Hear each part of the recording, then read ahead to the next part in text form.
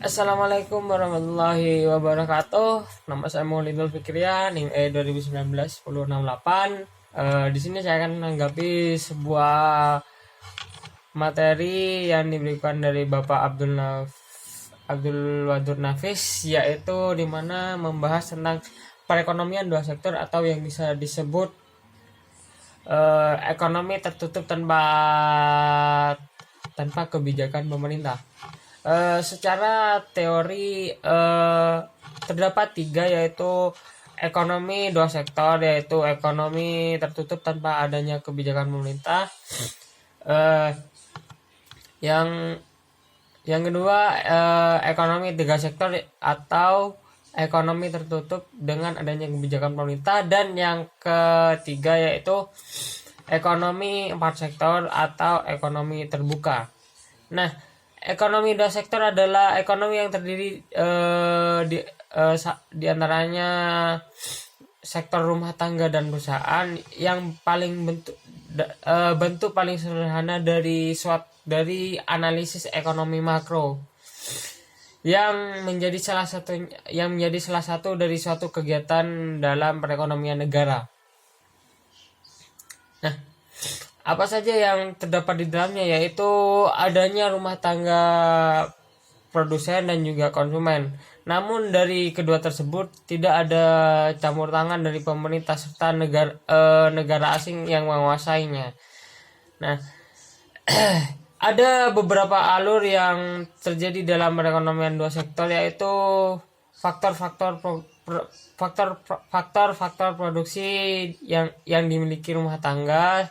Sebagian besar pendapatan yang diterima digunakan untuk membeli barang ataupun jasa dari hasil sektor perusahaan.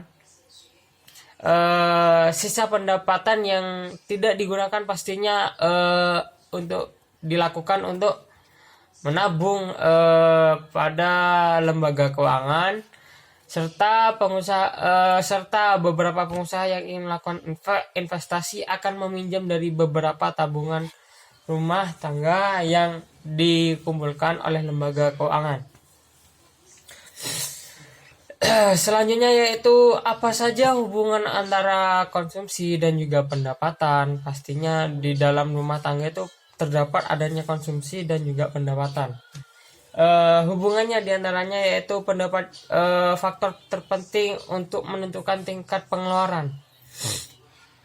Namun tidak luput pula suatu kecondongan, ada pula kecondongan dalam mengkonsumsi, yaitu terdapat dua macam. Nah, di antaranya apa yaitu kecondongan mengkonsumsi marginal, yang dimana merupakan suatu perbandingan. Nah, perbandingan pertambahan konsumsi dilakukan dengan pertambahan disposable income. Nah, yang kedua yaitu kecondongan mengkonsumsi rata-rata. Nah, yang dimana merupakan perbandingan antara tingkat konsumsi dengan tingkat disposable income itu tersendiri. Nah, dalam perekonomian dua sektor ini tidak luput pula pastinya terdapat fungsi dari konsumsi dan tabungan. Nah, di mana fungsi konsumsi yaitu menggambarkan suatu sifat ataupun hubungan sifat dan hubungan antara tingkat konsumsi dalam perekonomian pendapatan nasional. Nah, yaitu yang selanjutnya yaitu fungsi tabungan tersendiri itu apa? Nah, fungsi tabungan yaitu menunjukkan suatu sifat hubungan antara tingkat tabungan rumah tangga dalam perekonomian dengan pendapatan nasional. Tabungan atau bisa juga yang selanjutnya yaitu investasi. Nah, investasi merupakan komponen kedua dalam suatu sektor, dua sektor atau perekonomian tertutup tanpa kebijakan pemerintah, yang dimana yaitu menentukan dalam pengelolaan agregat. Nah, apa sih investasi itu sendiri?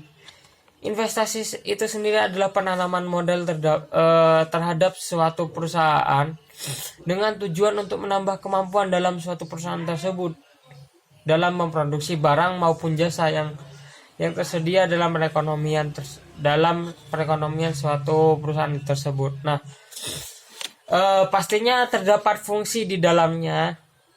Fungsinya yaitu apa saja? Yaitu fungsinya terdapat dua macam, yaitu fungsi investasi otonomi dan fungsi investasi terpengaruh. Nah, yang dimana fungsi investasi otonomi yaitu merupakan investasi yang besarnya tetap, sedangkan fungsi investasi terpengaruh yaitu merupakan investasi yang besarnya dipengaruhi oleh dengan pendapatan nasional yang cukup besar. Nah, selanjutnya yaitu